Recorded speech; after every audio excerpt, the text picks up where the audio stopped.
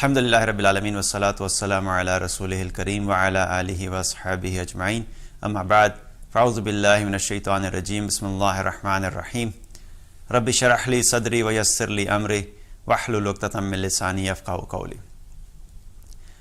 ہم لوگ اپنی زندگی کا اگر جائزہ لیں تو ہم میں سے ہر انسان کی کیا خواہش ہوتی ہے کہ ہماری زندگی ایک سموتھ پیٹرن پہ چلتی رہے، اس میں کسی قسم کا کوئی غم نہیں ہو، کسی قسم کی کوئی مشکلات نہیں ہو، کوئی پریشانی نہیں ہو، کوئی چیز میری مرضی کے خلاف نہیں ہو، جیسا میں چاہوں ویسی زندگی گزرتی رہے، اور نہ صرف ویسی گزرتی رہے بلکہ تھوڑے ٹائم کے لیے نہیں، مستقل میری مرضی کے حساب سے زندگی چلتی رہے تاکہ میں ایک خوشگوار اور اپنی مرضی کی زندگی بسر کر سکوں۔ لیکن حقیقت اس کے برعکس ہے، ایسا ہو نہیں سکتا۔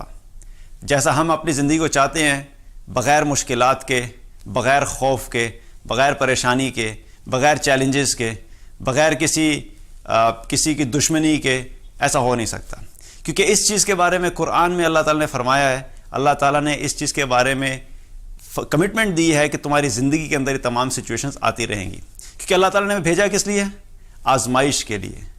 اللہ تعالیٰ ہم سب کو دیکھنا چاہتا ہے، الذی خلق الموت والحیات لیبلوکم ایکم احسن عملا۔ موت اور زندگی کا جو نظام اللہ نے بنایا ہے وہ اس لیے بنایا ہے کہ وہ دیکھنا چاہتا ہے کہ تم میں سے سب سے احسن عمل کون کر کے آتا ہے۔ تو جب آزمائشیں آتی ہیں تو اس میں بھی حقیقت میں اللہ تعالیٰ ہمیں آزما رہا ہوتا ہے، ان مشکلات میں بھی اللہ تعالیٰ ہمیں آزما رہا ہوتا ہے، اور آزمائشیں مختلف قسم کی ہوتی ہیں۔ قرآن میں اللہ تعالیٰ نے کیا فرمایا؟ وَلَنَبْلُوَنَّكُمْ بِشَيْءٍ مِّنَ الْخَوْفِ وَالْجُوعِ وَنَقْصٍ مِّنَ الْأَمْوَالِ وَالْأَنفُسِ وَالثَّمَرَاتِ وَبَشِّرِ الصَّابِرِينَ، کہ لازمی طور پر تم لوگ آزمائے جاؤ گے۔ کس چیز سے؟ وَلَنَبْلُوَنَّكُمْ بِشَيْءٍ مِّنَ الْخَوْفِ، کبھی خوف سے، وَالْجُوعِ کبھی فاقے سے، وَنَقْصٍ مِّنَ الْأَمْوَالِ کبھی مال کے نقصان سے، وَالْأَنفُسِ کبھی جانوں کے نقصان سے، وَالثَّمَرَاتِ کبھی پھلوں کے نقصان سے، وَبَشِّرِ الصَّابِرِينَ، اور ساتھ ساتھ اللہ تعالیٰ نے کیا فرمایا کہ ان تمام آزمائشوں سے جو بھی گزرے گا اور جس نے صبر کیا ہوگا اس کو میری طرف سے خوشخبری سنا دو۔ خوشخبری کس کے لیے؟ صبر کرنے والوں کے لیے۔ آزمائشیں آئیں گی، اب یہ آزمائشیں ہر انسان کی زندگی میں ایک ہی وقت میں ایک ساتھ بھی ہو سکتی ہیں، اور کبھی کبھی کوئی کسی ایک وقت میں ایک ہے، کبھی دوسرے وقت میں دوسری آزمائش ہے۔ اسی طریقے سے جگہ چینج ہونے کے اعتبار سے بھی آزمائشیں مختلف ہو سکتی ہیں۔ ایک خاندان والے کی آزمائشیں جو ہیں وہ مختلف ہیں، دوسرے فیملی کے پاس آپ چلے جائیں تو اس کی آزمائشیں مختلف ہیں، اس کی پرابلم مختلف ہیں۔ اسی طریقے سے ایک ملک کا آپ ایگزامپل لے لیں، کسی ایک کنٹری کے اندر اگر آپ جائیں گے تو آپ کو لگے کہ یہاں کے پرابلمز اور یہاں کے مسائل مختلف ہیں۔ کسی دوسرے ملک میں جائیں گے آپ کو وہ مسائل نہیں نظر آئیں گے لیکن اس ملک کے اندر کوئی اور مشکلات ہوں گی۔ تو یہ چیز یاد رکھیے کہ پوری دنیا میں کوئی بھی ایسا انسان نہیں ہوگا جو اپنی مرضی کے مطابق زندگی بسر کر رہا ہو اور وہ یہ چاہے کہ میری زندگی میں کسی قسم کی کوئی مشکل نہیں ہوگی۔ اب یہ تو یقین ہے کہ آزمائشیں تو رہیں گی، اگر ہم اس چیز کو پہلی چیز ہم ایکسیپٹ کر لیں تو آدھی مشکل ہماری ویسے ہی آسان ہو جاتی ہے، آدھی مشکل آسان ہو جاتی ہے، کیونکہ ہمیں جب پتہ ہے کہ آزمائشیں رہیں گی تو اس کو ایکسیپٹ کرنا آسان ہوتا ہے۔ آج آپ کی زندگی میں مال کی تنگی ہے، ہو سکتا ہے کچھ عرصے کے بعد اللہ تعالیٰ مال میں وسعت دے دے، لیکن اس وقت ایک نئی مشکل آ گئی، کیا وہ گھر میں بیماری آ گئی، اور آپ پریشان ہو گئے کہ یار ابھی مال والا مسئلہ حل ہوا تھا، ابھی ایک نئی مشکل آ گئی ہے، کیا بیماری آ گئی۔ اچھا، بچوں کی بیماری ٹھیک ہوئی، اس کے بعد اب تھوڑے عرصے کے لیے سکون ہوا، مالی تنگی بھی ختم ہوگی، بیماری بھی ٹھیک ہوگی، خاندان میں کسی کے ساتھ مسئلہ ہو گیا، اب ایک نئی مشکل کھڑی ہوگی۔ پہلے دو مشکلیں آسان ہوئی تھیں، ایک نئی مشکل آ گئی۔ اچھا، وہ مسئلہ بھی حل ہو گیا، کچھ عرصے کے لیے سکون ہوا، آسانی ہو گئی، پھر تھوڑے عرصے کے بعد پتہ لگا کہ جاب میں مسئلہ آ گیا ہے۔ انسان کہتا ہے یار ابھی یہ 3 مسئلے سے میں نکلا تھا، اب یہ 4تھا مسئلہ آ گیا ہے، اور پھر یہ 4 مسئلے حل ہوں گے تو کوئی اور مسئلہ آ جائے گا۔ تو یہی یاد رکھیے کہ زندگی میں مشکلات آتی رہیں گی، مختلف اوقات میں مختلف وقت میں اللہ تعالیٰ مشکلات بھیجتا رہتا ہے اور ہمیں آزماتا رہتا ہے۔ اب یہ جو مشکلات آتی ہیں اور آزمائشیں آتی ہیں، اس میں اصل چیز جو چیز ہمیں ڈفرینشیٹ کرتی ہے کہ ہم ان مشکلات کی طرف رسپونڈ کیسے کرتے ہیں، ہمارا رویہ ان مشکلات میں کیا ہے، ہم ان مشکلات میں ہم کس ڈائریکشن میں چلے جاتے ہیں، یہ چیز ہر انسان کو دوسرے سے ڈفرینشیٹ کرتی ہے۔ ایک وہ لوگ ہوتے ہیں جو اللہ والے ہیں، نیک ہیں، صالحین ہیں، ان کی زندگی میں مشکلات آتی ہیں۔ ان کی زندگیوں میں جب مشکلات آتی ہیں اور آزمائشیں آتی ہیں تو وہ حقیقت میں ان کے درجات کو بلند کرنے کے لیے آتی ہیں۔ ان کے درجات کو اللہ تعالیٰ بلند کرنا چاہتا ہے اور ان کو آزمانا چاہتا ہے. ان کے درجات بلند ہوتے ہیں اور ان کا قرب اللہ سے اور زیادہ بڑھ جاتا ہے. وہ مشکلات ان کو اللہ سے اور قریب کر دیتی ہیں. اور دوسرے لوگ وہ ہوتے ہیں کہ جن کی زندگی میں مشکلات آتی ہیں, جو نافرمان ہیں اللہ کے, جو اللہ کے نافرمان ہیں, ان کو اللہ تعالیٰ مشکلات میں کیوں ڈالتا ہے؟ ان کو اللہ تعالیٰ مشکلات میں اس لیے ڈالتا ہے کہ اللہ تعالیٰ ان کو وارننگ دینا چاہتا ہے. وَلَا نُذِيقَنَّهُم مِّنَ الْعَذَابِ الْأَدْنَىٰ دُونَ الْعَذَابِ الْأَكْبَرِ لَعَلَّهُمْ يَرْجِعُونَ. ہم ان کو بڑے عذاب سے پہلے چھوٹے چھوٹے عذابوں کا مزہ چکھاتے رہیں گے. کس لیے؟ لَعَلَّهُمْ يَرْجِعُونَ, کہ شاید کہ یہ لوگ پلٹ آئیں. اللہ تعالیٰ جب مشکلات بھیجتا ہے نافرمانوں کے اوپر بھی, تو وہ مشکلات اس لیے نہیں بھیجتا کہ اللہ کو ان نافرمانوں سے کوئی نفرت ہے یا ان نافرمانوں کو بھی اللہ تعالیٰ ناکام ہونے دینا چاہتا ہے, بلکہ اس میں بھی اللہ کی خیر ہوتی ہے, اس میں بھی اللہ کی طرف سے بھلائی ہوتی ہے ان نافرمانوں کے لیے, کہ شاید کیونکہ ان کے پاس دنیا میں تمام آسائشیں ہیں جس کی وجہ سے یہ اللہ کو بھولے بیٹھے ہوئے ہیں, ہو سکتا ہے کہ کوئی انہیں چھوٹی سی مشکل دوں تاکہ ان میں مشکل میں آنے کی وجہ سے ان کو رب یاد آ جائے. وہ مشکلات بھی اللہ تعالیٰ اس لیے بھیجتا ہے نافرمانوں کی زندگی میں تاکہ اس کے ذریعے سے بھی وہ واپس پلٹیں. ان کے لیے وارننگ ہوتی ہے. اگر وہ واپس پلٹ جاتے ہیں تو وہ مشکلات ان کے لیے خیر کا باعث بنتی ہیں. لیکن اس کے باوجود اگر وہ اپنی زندگی میں اسی طرح چلتے رہیں گے, اللہ کی نافرمانی کرتے رہیں گے, تو پھر ان کی اپنی ناکامی اور ان کی اپنی بربادی ہے. تو یہ یاد رکھیے کہ مشکلات زندگی میں آتے رہتے ہیں. ہمیں اپنے آپ کا اپنا جائزہ کیا لینا ہے کہ ہم لوگ کس کیٹیگری میں ہوتے ہیں. کیا جب ہمارے اوپر مشکلات آئیں تو کیا ہم نے اللہ سے رجوع کیا؟ ہم پہ جب آزمائشیں آئیں تو کیا ہم نے اللہ کے اور قریب ہوئے؟ جب ہمارے اوپر آزمائشیں آئیں تو کیا ہم نے اللہ کو پکارنا شروع کیا؟ کیا ہماری زندگی میں کوئی تبدیلی آئی؟ اگر کچھ بھی تبدیل نہیں ہوا اور مشکلات آ رہی ہیں اور ہم صرف روئے دھوئے چلے جا رہے ہیں, تو اس سے جان لیجئے کہ ہمیں اللہ کا قرب حاصل نہیں ہوگا, بلکہ ہم اللہ سے اور دور ہو جائیں گے. اس لیے مشکلات دونوں طرح کے لوگوں پہ آتی ہیں. اب ایک چیز یہ ہے کہ مشکلات اگر آ جاتی ہیں تو پھر ہم کیا کریں؟ اکثر یہ ہوتا ہے کہ ہم لوگ یہ سوچتے ہیں کہ یار یہ مشکلات جو ہے نا, یہ فلاں لوگوں نے ہمارے خلاف یہ ایک پلان بنایا تھا, اس لیے ہماری زندگی میں مشکلات آ گئی. تو جو پلان ہے یہ بھی یاد رکھیے کہ آپ زندگی میں جہاں پر بھی رہیں گے, آپ چاہے اسکول میں ہیں, آپ کالج میں جائیں گے, پھر آپ یونیورسٹی میں چلے جائیں گے, پھر ہو سکتا ہے کہ آپ جابس کریں گے یا بزنس کریں گے, یا زندگی میں ایون فیملیز آپ کی بڑی ہوں گی, آپ کی فیملی ریلیشن شپ بڑے ہوں گے, آپ کا سوشل سرکل بڑا ہوگا. جب بھی یہ ساری چیزیں بڑھتی ہیں وہاں پر پرابلمس ہوں گی. وہاں پر آپ کو اچھے لوگ بھی ملیں گے, آپ کو برے لوگ بھی ملیں گے, آپ کو اپنے خیر خواہ بھی ملیں گے, آپ کو وہ لوگ بھی ملیں گے جو آپ کے خلاف پلاننگ کریں گے. لیکن ایک چیز یاد رکھیے کہ جو بھی پلاننگ آپ کے خلاف ہو رہی ہے اور آپ سوچ رہے ہیں کہ میرے خلاف ایک فلاں گروپ ہے جو پلاننگ کر رہا ہے, آفس کے اندر یہ فلاں گروپ ہے وہ جو پلاننگ کر رہا ہے, بزنس کے اندر فلاں گروپ ہے جو میرے خلاف پلاننگ کر رہا ہے, فیملیز میں فلاں گروپ ہے جو میرے خلاف پلاننگ کر رہا ہے, ایک چیز اپنے ذہن میں یاد رکھیے کہ سب سے بہترین پلاننگ کس کی ہے؟ اللہ کی پلاننگ ہے. چاہے ساری دنیا کے لوگ مل کر بھی ہمارے خلاف ایک پلان کھڑا کریں اور وہ اپنی پوری اسٹریٹجی کو بنا لیں, اپنی پوری طاقتوں کو اکٹھا کر لیں, اپنے پورے پلانز کو اکٹھا کر لیں, اپنے پورے ریسورسز کو اکٹھا کر لیں, اور وہ سارے مل کر آپ کو زندگی میں نیچا کرنا چاہیں, آپ کو زندگی میں نقصان پہنچانا چاہیں, لیکن یاد رکھیے کہ ان کا ایک پلان ہے اور ایک اللہ کا پلان ہے. وہ بھی پلان کریں گے اور ایک اللہ کا پلان ہوتا ہے. ہمارا کیا ایمان ہے؟ اللہ تعالیٰ نے قرآن میں کیا فرمایا؟ وَمَكَرُوا وَمَكَرَ اللَّهُ وَاللَّهُ خَيْرُ الْمَاكِرِينَ. ایک وہ پلاننگ کرتے ہیں اور ایک اللہ پلاننگ کرتا ہے, اور جان لو کہ اللہ کی پلاننگ سب سے بہترین ہوتا ہے. اللہ سب سے بہترین پلانر ہے. تو ہمارا کیا کام ہے کہ جب ہمارے خلاف ہمیں محسوس ہو کہ کوئی بھی پلان کر رہا ہے, تو پہلا ایمان یہ ہونا چاہیے کہ ہمیں کوئی نقصان نہیں پہنچا سکتا جب تک کہ اللہ کا حکم نہیں ہوگا. اور دوسری چیز ہم نے کیا کرنی ہے کہ اپنے پلان کے اوپر بھروسہ نہیں کریں. اگر وہ پلاننگ کر رہے ہیں تو آپ ان کے خلاف خود نہیں کھڑے ہو جائیں, ان کے خلاف اللہ کو کھڑا کر دیں, ان کے خلاف اللہ کو ساتھ لے لیں. جب اللہ نے کہا ہے کہ میں سب سے بہترین پلانر ہوں, تو اپنا معاملہ, اپنے حالات, اپنی سچویشن اللہ کے حوالے کر دیں, اور اللہ کے حوالے کرتے ہوئے یہ کہیں کہ یا اللہ آپ نے قرآن میں یہ کمٹمنٹ دی ہے کہ آپ بہترین پلانر ہیں, تو میں اپنے معاملات آپ کے ہاتھ میں دیتا ہوں. چونکہ آپ بہترین پلانر ہیں تو ان کے پلان کے خلاف آپ میرے لیے کافی ہو جائیں. That's the way we should be responding to the situation. لیکن ہم جب چونکہ خود ہی اپنے پلانز بنانا شروع کر دیتے ہیں, ہم خود بھی کمزور, ہمارے حالات بھی, ہمارے ریسورسز بھی کمزور, ہماری عقل بھی کمزور, تو جب ہمارا پلان کام نہیں ہوتا تو ہم پریشان ہو جاتے ہیں, ہم مزید ڈپریشن میں چلے جاتے ہیں کہ یار میں نے تو بڑی اچھی پلاننگ کی تھی لیکن لگتا ہے ان لوگوں نے زیادہ اچھی پلاننگ کی تھی. فرق کیا تھا کہ ہم نے ان کی پلاننگ کے اگینسٹ اپنی پلاننگ کو لے کے گئے. لیکن اگر کامیاب ہونا چاہتے ہو تو ان کی پلاننگ کے اگینسٹ کسی اور طاقتور پلانر کو لے کے آؤ, اور اللہ بہترین پلانر اور سب سے طاقتور پلانر ہے. اپنے پلانز کو اللہ کے حوالے کر دو اور اللہ پہ توکل کرو اور اللہ پہ بھروسہ کر کے چلتے جاؤ. اب جب مشکلات آئیں گی مشکلات, اس کے علاوہ اور ہمیں کیا کرنا چاہیے؟ جب تک سچویشن بہتر نہیں ہوتی صبر کرنا ہے ہم نے, کیونکہ صبر کرنے کے بارے میں اللہ تعالیٰ نے کیا فرمایا؟ یہاں پر بھی جو قرآن کی جو آیات پڑھی ہیں ان کے اندر بھی اللہ تعالیٰ نے کیا فرمایا؟ وبشر الصابرین.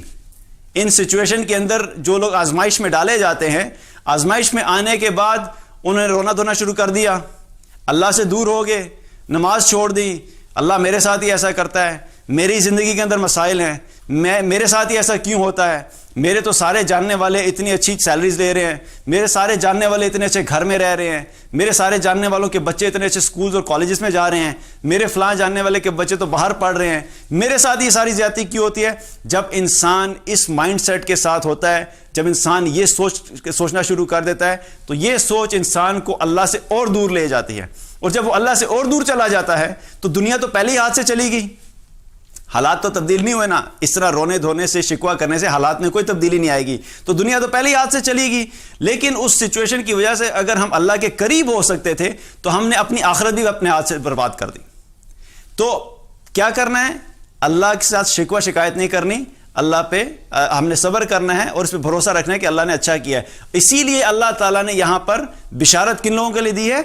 صبر کرنے والوں کے لیے, رونے دھونے والوں کے لیے نہیں, اللہ سے شکوہ کرنے والوں کے نہیں. جو صبر کریں گے اللہ تعالیٰ کہتا ہے کہ ان کو میری طرف سے خوشخبری دے دو. اور صبر کرنے والوں کے بارے میں قرآن میں اللہ تعالیٰ نے کیا فرمایا؟ بہت ساری جگہ پہ ہر عمل کا ایک اجر ہے, فلاں کو ہم عظیم اجر دیں گے, فلاں کو ہم بہترین اجر دیں گے, مختلف آیات آتی ہیں. لیکن جب صبر والوں کی بات آئی, جب صابرین کا تذکرہ آیا تو قرآن میں تو اللہ تعالیٰ نے کیا فرمایا؟ انما یوفی الصابرون اجرہم بغیر حساب. ہم صبر کرنے والوں کو بے حساب عطا فرمائیں گے. تو صابرین کے لیے اللہ تعالیٰ نے بے حساب اجر رکھا ہے. تو ہم نے پہلی چیز کیا کرنی ہے؟ اس سچویشن میں صبر کرنا ہے. دوسری چیز کہ جب ایسے حالات آ جائیں اور مشکلات آ جائیں تو ہمیں ان لوگوں کے بارے میں سوچنا ہے جو ہم سے پہلے گزر گئے ہیں. کیا ہمارے حالات ان سے زیادہ مشکل ہیں؟ کیا ہمارے حالات ان سے زیادہ مشکل ہیں؟ اللہ کے سب سے مقرب لوگ کون ہیں؟ انبیاء علیہ السلام. اس کے بعد صحابہ کرام رضوان علیہم اجمعین. انبیاء علیہ السلام کی زندگیاں بھی اگر دیکھی جائے تو مشکلات سے بھری ہوئی تھی, آسان زندگیاں نہیں تھیں, ان کی زندگیوں بھی مشکلات تھی.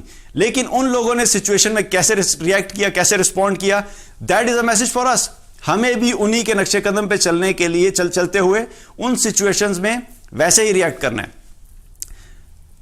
غار ثور میں ابو بکر صدیق رضی اللہ عنہ, رسول اللہ صلی اللہ علیہ وسلم دونوں موجود ہیں, ہجرت کرتے ہوئے جا رہے ہیں. کفار مکہ ان کا تعاقب کرتے کرتے پہنچ چکے ہیں, غار کے بالکل منہ پہ کھڑے ہوئے ہیں. اب ابو بکر رضی اللہ عنہ نے جب یہ دیکھا کہ بالکل وہ غار کے منہ پہ کھڑے ہوئے ہیں اور رسول اللہ صلی اللہ علیہ وسلم ساتھ تھے, تو آپ صلی اللہ علیہ وسلم نے کیا فرمایا کہ یا رسول اللہ, اگر انہوں نے دیکھ لیا نیچے تو ہم پکڑے جائیں گے. تو کیا تھی دل میں, کیا کیفیت تھی؟ تھوڑا سا خوف محسوس ہوا, تھوڑی سی مشکل محسوس ہوئی, تھوڑی سی پریشانی محسوس ہوئی. تو رسول اللہ صلی اللہ علیہ وسلم کو کیا جواب دیا؟ لا تحزن. کیا فرمایا کہ غم نہیں کرو, ان اللہ معنا, ہمارا رب ہمارے ساتھ ہے. تو آپ صلی اللہ علیہ وسلم نے ابو بکر صدیق رضی اللہ عنہ کو کیا فرمایا کہ دیکھو ظاہری طور پہ تو حالات مشکل ہیں, ٹھیک ہے, نظر آ رہا ہے کہ یہاں سے نکلنے کا کوئی راستہ نہیں, ٹھیک ہے, نظر آ رہا ہے کہ جب وہ دیکھیں گے تو ہم پکڑے جائیں گے, لیکن اس چیز کے اوپر یقین رکھو کہ اللہ ہمارے ساتھ ہے. غم کی کیفیت آتی ہے, یہ ایک فطرتی چیز ہے, نیچرل چیز ہے کہ کوئی شخص یہ کہے کہ اچھا مالی تنگی آ گئی تو یار فکر نہیں ہونی چاہیے, یا فیملی میں کسی سے پرابلم آ گیا تو نہیں, مجھے کوئی محسوس نہیں ہوتا. ایک نیچرل فیلنگ ہے جو کہ ہوگی, لیکن اصل چیز کیا ہے کہ اس چیز سے نکلنے کے لیے کیا کرنا ہے کہ فوراً اپنے آپ کو یہ ریمائنڈر دینا ہے ان اللہ معنا, کہ اللہ ہمارے ساتھ ہے. چاہے میرے مال میں تنگی آ گئی تب بھی اللہ میرے ساتھ ہے, چاہے میری جاب کا پرابلم آ گیا تب بھی اللہ میرے ساتھ ہے, چاہے میرا فیملی کے ساتھ کسی ساتھ پرابلم ہو گیا تب بھی میرا اللہ میرے ساتھ ہے, چاہے پوری دنیا کے لوگ میرے خلاف پلاننگ کر رہے ہیں تب بھی میرا اللہ میرے ساتھ ہے. اس چیز پہ یقین کرنا, اپنے آپ کو ریمائنڈر دینا کہ جو بھی سچویشن ہے میرا اللہ میرے ساتھ ہے, وہ مجھے ضرور اس سچویشن سے نکالے گا. تو اس چیز کا ایمان رکھنا ہے کہ اللہ ہمارے ساتھ ہے. ابراہیم علیہ السلام اکیلے تھے, جب انہوں نے دین کی دعوت کا کام شروع کیا. آپ سوچئے کہ کوئی بھی شخص اور جوان تھے، نوجوان تھے، 14-15 سال کی عمر تھی. اب اس عمر میں جب کوئی دین کا کام شروع کرے تو انسان جب بھی کوئی بڑا کام شروع کرتا ہے تو قریب کے لوگ جو ہوتے ہیں اس کے سپورٹر ہوتے ہیں. اس کو امید یہ ہوتی ہے کہ کم سے کم میرا والد تو میرے ساتھ ہوں گے، میری والدہ میرے ساتھ دیں گی، میرے بہن بھائی میرا ساتھ دیں گے، میرے جو قریبی دوست ہیں وہ میرا ساتھ دیں گے. ابراہیم علیہ السلام کی سچویشن میں جب انہوں نے اللہ کی طرف پکارنا شروع کیا تو وہ بالکل اکیلے تھے، یہاں تک کہ ان کے اپنے والد بھی ان کے اگینسٹ ہو گئے. ان کے والد بھی ان کے اگینسٹ کھڑے ہوئے تھے، ان کے ساتھ نہیں کھڑے ہوئے تھے. ابراہیم علیہ السلام کے والد بھی ان کے اگینسٹ کھڑے ہوئے تھے. اب ابراہیم علیہ السلام کو جب انہوں نے بہت زیادہ روکنے کی کوشش کی ان کی قوم نے، اور وہ اللہ کے دین کے دعوت کا کام کرتے رہے، تو پھر انہوں نے ایک دن فیصلہ کیا کہ ابراہیم علیہ السلام کو ہم آگ میں ڈال دیتے ہیں، تاکہ جب آگ میں ڈال دیں گے نہ ابراہیم علیہ السلام رہیں گے اور نہ یہ مسئلہ ہوگا. اور آگ جب انہوں نے پلاننگ کی کہ آگ میں ڈالنے کی، تو انہوں نے کوئی ایسے پلاننگ نہیں کی اچھا چلو بھائی اب کل ابراہیم کو آگ میں ڈالنا ہے تو تھوڑی سی لکڑیاں اکٹھی کرو تو ہم کل یہ قصہ ختم کر دیں گے. آگ میں جب ڈالنے لگے تو کئی دن پہلے تک وہ ایندھن کا سامان اکٹھا کرنا شروع کر دیا. اب کئی دن تک لکڑیاں اکٹھی ہوتی رہی، یہاں تک کہ وہاں کی جو عورتیں تھیں وہ جب بیمار ہوتی تھی وہ نظر مانگتی تھی، اپنے خداؤں سے کہتی تھی کہ اگر ہم ٹھیک ہو گئی تو اس ٹھیک ہونے کے نتیجے میں ہم اتنا ایندھن ابراہیم کو جلانے کے لیے مہیا کریں گے، یہ نظر مانگا کرتی تھی. تو بہت سارا ایندھن اکٹھا کیا گیا ابراہیم علیہ السلام کو آگ میں ڈالنے کے لیے. اب جب آگ بھڑکائی گئی اور ابراہیم علیہ السلام کو آگ میں پھینکا گیا، اب آپ اس سچویشن میں سوچئے کہ منجنیق میں ڈال کے جب ابراہیم علیہ السلام کو آگ میں پھینکا جا رہا ہے، اب آپ اس خاص ٹائم کے بارے میں سوچئے کہ ابراہیم علیہ السلام جب منجنیق سے پھینکے گئے، جسے ہم کہتے ہیں ایجیکٹ کیا گیا، اور وہاں سے اب لے کر آگ تک کا جو سفر ہے، جتنے ٹائم میں وہ آگ تک پہنچنا ہے، پوری دنیا دیکھ رہی ہے جہاں وہاں پہ لوگ موجود ہیں، اور ظاہری طور پہ یہ نظر آ رہا ہے کہ کوئی ایسا راستہ نہیں ہے کہ اب ابراہیم یہاں سے بچیں گے. اور تمام لوگ اس چیز پہ شور ہیں، تمام لوگ اس چیز پہ کانفیڈنٹ ہیں کہ ہم نے جو تدبیر کی تھی ابراہیم علیہ السلام کو ختم کرنے کے لیے، اب وہ ہماری تدبیر مکمل ہو جائے گی. چند ہی لمحوں میں ابراہیم علیہ السلام ہوا سے ہوتے ہوئے آگ میں گریں گے، اور آگ میں گرنے کے بعد جل جائیں گے اور ہمارا کام پورا ہو جائے گا. Now coming back to the situation of Ibrahim علیہ السلام جب ہوا میں جو جا رہے تھے تو بالکل اطمینان سے تھے. لیکن کیا ہوا، اللہ تعالیٰ نے جبریل علیہ السلام کو بھیج دیا. جبریل علیہ السلام کو بھیجا کہ جاؤ جا کے دیکھو ابراہیم علیہ السلام سے پوچھو. ابراہیم علیہ السلام کے پاس جب جبریل آئے تو انہوں نے کہا کہ آپ کو مدد چاہیے، کوئی حاجت ہے؟ انہوں نے کہا ہاں ہے، لیکن تمہاری نہیں ہے، مدد تمہاری نہیں ہے. لک ایٹ دا توکل، اللہ پہ یقین کا. آپ دیکھیے کہ اس سچویشن میں حالانکہ جبریل آئے ہیں، یہ بھی نہیں کہ کوئی عام بندہ مدد کے لیے پوچھنے آیا تو ابراہیم علیہ السلام کہتے کہ پتہ نہیں کون آیا جس کو میں کہوں کہ ہاں میری مدد کر دو. جبریل علیہ السلام اگر آئے تو اللہ کے حکم سے ہی آئے ہوں گے. اس کے باوجود ان کا ایمان اور توکل اللہ پہ اتنا مضبوط تھا کہ مجھے مدد تو چاہیے لیکن تمہاری نہیں چاہیے، مدد اللہ کی چاہیے. دوسری طرف بارش کا فرشتہ اس انتظار میں تھا کہ کب مجھے حکم ہوگا اللہ کی طرف سے کہ میں بارش برسانا شروع کر دوں، کیونکہ اس وقت آگ کو بجھانے کا تو اور کوئی ذریعہ نہیں تھا، وہاں کوئی سمندر تو تھا نہیں کہ اس کو بجھایا جائے. سو دا اونلی آپشن واز، جو ہمارے ذہنوں کے اعتبار سے ہوتی ہے کہ اچھا یا تو ابراہیم علیہ السلام کو جبریل علیہ السلام یا کوئی فرشتہ آ کے ہوا میں اٹھا کے کہیں اور پہ لینڈ کرا دے کہ ان کو آگ میں نہ گرنا پڑے، یا پھر یہ آپشن ہے کہ پانی کا فرشتہ انتظار میں ہے کہ مجھے حکم ہوگا کہ چلو بھائی بارش برسا دو، میں بارش برساؤں گا، آگ بجھ جائے گی اور معاملہ ختم ہو جائے گا. یہ تمام وہ چیزیں جو ہم اپنے ذہنوں کے اعتبار سے اسباب سوچتے ہیں، لیکن سبحان اللہ، اللہ کا حکم کیا تھا کہ جب ابراہیم علیہ السلام کو پھینک رہے تھے تو ابراہیم علیہ السلام کیا فرما رہے تھے؟ حسبنا اللہ ونعم الوکیل. اس وقت بھی کسی بندے کی طرف نہیں دیکھا، کسی مخلوق کی طرف نہیں دیکھا، فرشتے کی طرف بھی نہیں دیکھا، جبریل کی آفر کو بھی ٹھکرا دیا. صرف اور صرف توکل کیا تھا کہ میرا توکل اللہ پر، اور وہی بہترین کارساز ہے. اور یہ کہتے جا رہے تھے، اور جب اللہ تعالیٰ نے یہ دیکھا اور ابراہیم علیہ السلام کو آگ میں پھینکا گیا تو جو ظاہری طور پہ ان کے نقصان کے اسباب تھے اور یقینی اسباب تھے کہ وہ یقینی طور پہ آگ میں جا کے انہوں نے جل جانا تھا، اللہ سبحانہ وتعالیٰ نے اسی آگ کو حکم دے دیا، یا نار کونی بردن وسلام علی ابراہیم، اے آگ ٹھنڈی ہو جا سلامتی کے ساتھ ابراہیم کے لیے. جو یقینی طور پہ نقصان کا سبب تھا، اللہ نے اسی نقصان کے سبب کو خیر کا سبب بنا دیا. جہاں پہ نقصان یقینی تھا، اللہ نے اسی نقصان کو تبدیل کر کے ان کی راحت اور سلامتی کا سبب بنا دیا. تو ابراہیم علیہ السلام کے لیے اللہ نے آگ کو ہی ٹھنڈا کر دیا. ہمارے لیے کیا میسج ہے اس کے اندر کہ اللہ پہ جب توکل رکھیں گے, اللہ پہ بھروسہ رکھیں گے, اللہ پہ یقین رکھیں گے, تو اللہ تعالیٰ ان تمام مشکل حالات سے ہمیں نکال سکتا ہے جن کو ہم سمجھتے ہیں کہ نہیں بھی میری پلاننگ تو اب جو ہے نا فیل ہوگی. ہماری فیلڈ پلاننگ کے اندر سے بھی اللہ کا پلان کام کر سکتا ہے. ہماری تمام سپورٹ ہونے کے باوجود بھی ہم ناکام ہو سکتے ہیں, اور ہمارے ساتھ کچھ نہ ہونے کے باوجود بھی اللہ تعالیٰ اگر ہمارے ساتھ ہے تو ہم کامیاب ہو جائیں گے. تو یہ وہ لوگ ہیں جن کو ہم نے دیکھنا ہے کہ انہوں نے سچویشن میں کیا کیا. تو اللہ پہ توکل, اللہ پہ بھروسہ کہ اللہ تعالیٰ ہمیشہ ہمارے ساتھ ہے. اسی طریقے سے ایوب علیہ السلام کی مشکلات کو دیکھ لیجئے. 18 سال تک اللہ تعالیٰ نے ان کو مشکل میں رکھا. کون سی مشکل ان کے پاس نہیں آئی تھی. ہم لوگ روتے ہیں کہ بھئی ہمارا مال کم ہو گیا, ہم لوگ روتے ہیں ہمارا صحت کا مسئلہ ہو گیا, ہم لوگ روتے ہیں ہمارے بزنس میں پرابلم آ گیا, ہم لوگ روتے ہیں ہماری جابس کے اندر ایشو آ گئے, ہم لوگ روتے ہیں کہ ہمارا گھر اچھا نہیں رہا, ہم لوگ اس چیز پہ پریشان ہوتے ہیں کہ ہمارے بچوں کی ایجوکیشن کہاں سے پوری ہوگی, ہم لوگ اس چیز پہ پریشان ہوتے ہیں کہ ہماری گاڑی اگر اچھی نہیں رہی تو پھر ہم کیا کریں گے. یہ ہماری پریشانیاں ہیں, یہ ہماری پریشانی ہے. لیکن آپ سوچئے کہ ایوب علیہ السلام پہ یہ تمام چیزیں ایک ساتھ آ گئی تھیں, تمام چیزیں ایک ساتھ آ گئی تھیں. ہماری سچویشن کیا ہوتی ہے, ہمارے پہ تو ایک ایک بھیجتے ہیں نا اللہ تعالیٰ. اللہ سبحانہ تعالیٰ ہمیں جانتا ہے کہ ہمارے اندر کتنی کیپیسٹی ہے اس چیز کو ہینڈل کرنے کی, اس کے مطابق اللہ تعالیٰ ہمیں بھیجتا ہے. کبھی مال بھیج دیا, کبھی مال کی تنگی بھیج دی, کبھی صحت کی تنگی بھیج دی. ساری ایک ساتھ نہیں آتی, بہت کم ہوتا ہے. اللہ تعالیٰ آزمانا چاہے تو ساری بھیج بھی سکتا ہے, لیکن ہم لوگ اپنی سچویشن دیکھیں تو کبھی ساتھ اکٹھی نہیں آتی. ایوب علیہ السلام پہ ساری اکٹھی آ گئی. بہت زیادہ مال تھا, اللہ نے مال لے لیا. اولاد اللہ تعالیٰ نے بہت زیادہ عطا فرمائی تھی, اللہ نے اولاد بھی لے لی. تمام بچے ایوب علیہ السلام کے جو تھے وہ مر گئے تھے. صحت اچھی تھی, اللہ تعالیٰ نے بیماری دے دی. بیماری بھی ایسی کیا, 18 سال کی بیماری. 18 سال تک جو تھے آپ علیہ السلام اس حال میں رہے کہ آپ موو بھی نہیں کر سکتے تھے, بالکل سٹل. اب یہ ساری سچویشنز اللہ تعالیٰ نے ان پہ مستقل ایک ساتھ بھیج دی. تو اس کے اوپر بھی ان کا کیا ریئیکشن تھا, انہوں نے اللہ سے شکوہ نہیں کیا. انہوں نے اللہ کے ساتھ اللہ کو یہ نہیں کہا کہ اللہ میں ہی آپ کو ملا تھا, یا اللہ آپ نے بھیجنی تھی تو ایک ایک کر کے بھیجتے نا, یہ ساری ایک ساتھ ہی بھیج دی. اس کے باوجود اللہ تعالیٰ کا شکر کیا اور اللہ تعالیٰ کا اس پہ صبر کیا, اور ان کے شکر اور ان کے صبر کے نتیجے میں اللہ تعالیٰ نے ان کو دوبارہ سے وہ سب کچھ عطا کیا, بلکہ نہ صرف وہی سب کچھ عطا کیا بلکہ اس سے بھی کئی زیادہ عطا کیا.